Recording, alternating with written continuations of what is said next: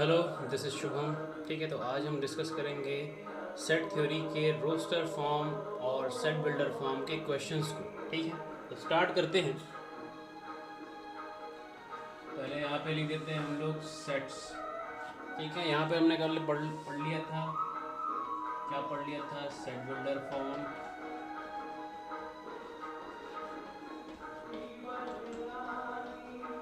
और पढ़ लिया था हमने roster form.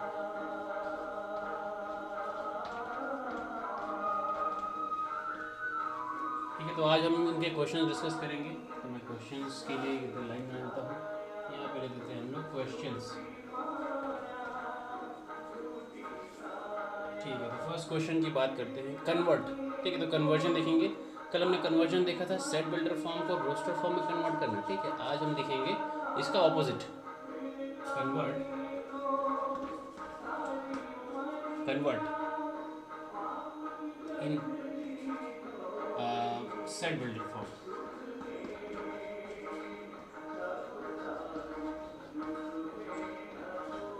Set builder form. तो ठीक है, क्वेश्चन देखते हैं यहाँ पर हम लोग वन। ठीक है, set A given is like that 0 1 2 3 infinite. ठीक है, तो आपको तो मालूम है ये क्या चीज़ है। तो ऐसा क्वेश्चन मिलेगा कि भाई ये जो सेट ए है इसको कन्वर्ट करो आप सेट बिल्डर फॉर्म में। सेट बिल्डर फॉर्म का मतलब क्या? आपको इसको डेफिनेशन देनी है। ठीक है, इसको आपको थ्योरी में अल्फ़ाबेटिकली कन्वर्ट करना है। तो चलिए इसको कन्वर्ट करते हैं हम लोग। सॉल्यूशन, तो इसका आंसर कुछ ऐसे होगा, set A is equals to, कुछ भी लिख सकते हैं यहाँ पर हम लोग। यूजुअली एक्स का इस्तेमाल करते हैं, वाई लिख दो, एक्स लिख दो, क्या फ़र्क पड़ता है यार, ए लिख दो। X such that x is a natural number, sorry x is a whole number.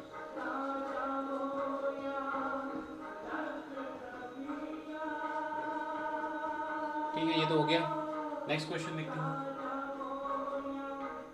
इसको मैं लाइन से सेपरेट कर देता हूँ। ठीक है, ये लाइन यहाँ पर ख़त्म, यहाँ पे क्वेश्चन ख़त्म। सेकंड क्वेश्चन हम देखते हैं कि ये लिखा हुआ है ना, ए इज इक्वल्स टू, चलो हर बार ए ही लेते हैं यार, कुछ और भी ले लेते हो है ना, एक्स ले लेते हैं। यहाँ पर मैं कुछ लिखता हूँ ऐसे, 5 6 7 8 9।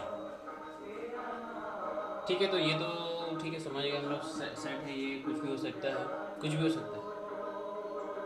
अब मैं इसको कई तरीके से इसका आंसर लिख सकता हूँ, कई तरीके से आंसर लिख सकता हूँ। ठीक है, क्योंकि ये जो नंबर्स हैं ये नेचुरल नंबर की कैटेगरी में आते हैं, ये होल नंबर की कैटेगरी में आते हैं। ठीक है, साथ ही साथ ये रियल नंबर की कैटेगरी में आते हैं। तो इतने सारे नंबर्स यहाँ पर आ गए, पॉजिटिव, इंटीजर, कुछ भी बोल दो यार। ठीक है, तो कौन सा अप्रोप्रिएट है, ऐसा कुछ नहीं है। कौन सा अप्रोप्रिएट है, ऐसा कुछ नहीं है। ठीक है, आप इनमें से किसी का भी इस्तेमाल कर सकते हैं। तो मैं आंसर एक दो लिख देता हूँ। ठीक है, एक दो लिख देता हूँ। सोल्यूशन, तो फर्स्ट हमने लिखा x जो है, कैसे लिख दूँ x को ऐसे लिख देता हूँ। ठीक है, x is equals to, x बोल दिया तुमने, अब मैं बोलता हूँ a such that a is a natural number, short में ऐसे लिखते हैं, नेचुरल नंबर विच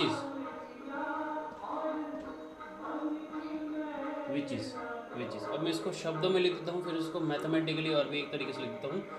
सेट बिल्डर फॉर्म दो तरीके से लिख सकते हैं। ठीक है, एक मैथमेटिकली सिंबल के हिसाब से और एक अल्फाबेटिकली मैथमेटिकल थ्योरी के हिसाब से। ठीक है, A such that A is a natural number which is greater than क्या क्या 4,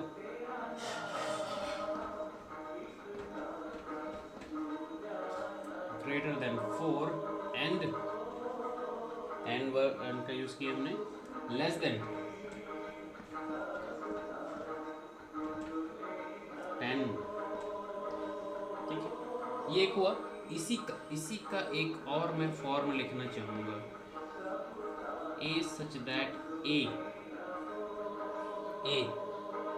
बिलोंग्स टू नेचुरल नंबर। बस भाई यहाँ पर इतना जो मैं लिखा हूँ वो इतनी बात है। ये A is a natural number, A belongs to N, काम खत्म। लेकिन अब इसको कैसे डिफाइन करेंगे? ग्रेटर देन लेस देन आपको मालूम है, ग्रेटर देन लेस देन आपको मालूम है, ठीक। तो आप इसको ऐसे लिख सकते हैं कि हमने लिख दिया बीच में ए, चालू कहाँ से हो रहा है? 5 से, तो मैंने यहाँ पे ऊपर में क्या लिखा है? 4। थोड़ा दूर लिखता हूँ यार। अब खत्म कहाँ पे हुआ है? 9 पे, लेकिन हमने लिया यहाँ पे 10। रिलेशन बना दो भाई। अभी देखो मैं 4 को एक्सक्लूड करूंगा, इट मीन्स ये कौन सा इंटरवल? ओपन इंटरवल है यार, ओपन इंटरवल है। Less than 4, sorry greater than 4 and less than 10। अरे यार नोट बना दिया।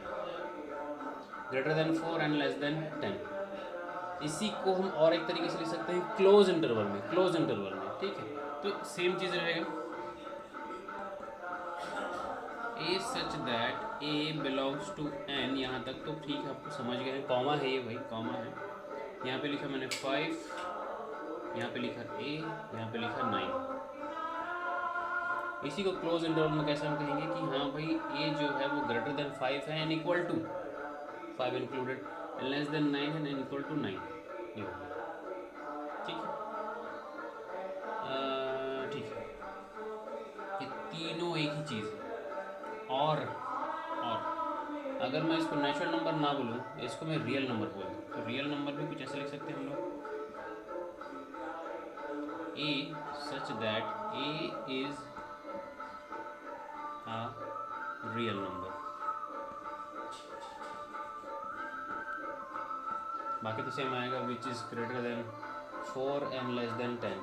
तो इसके हिसाब से मैं लिख देता हूँ विच इज़ ग्रेटर देन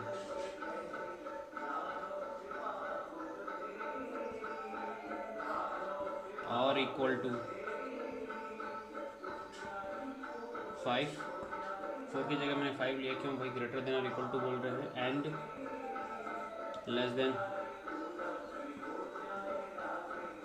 और इक्वल टू 9। तो देखो इस तरीके से हम लोग कई तरीके से आंसर लिख सकते हैं। आपको बस समझना पड़ेगा कि ये नंबर्स क्या कह रहा है, ठीक है। नंबर्स, अगर ये नंबर्स अरेंज नहीं होते तो फिर दिक्कत जाती है। जैसे 5 ले लिए, 7 ले लिए, 9 ले लिए, तो ये एक तरीके से अरेंज नहीं है, तो एक प्रॉब्लम हो गई। हम लोग ऐसे उसको नेचुरल नंबर नहीं बोल सकते, ठीक है। लेकिन आपको नेचुरल नंबर बोल के भी यहाँ पर कुछ चीज़ें अगर चेंज कर देंगे तो आप उसको समझ सकते हैं कि भाई हाँ ये odd number, odd number, odd natural numbers, odd positive numbers, odd real numbers, odd real positive numbers, किसी भी तरीके से आप कह सकते हैं। तो ठीक है, दैट्स ऑल फॉर टुडे।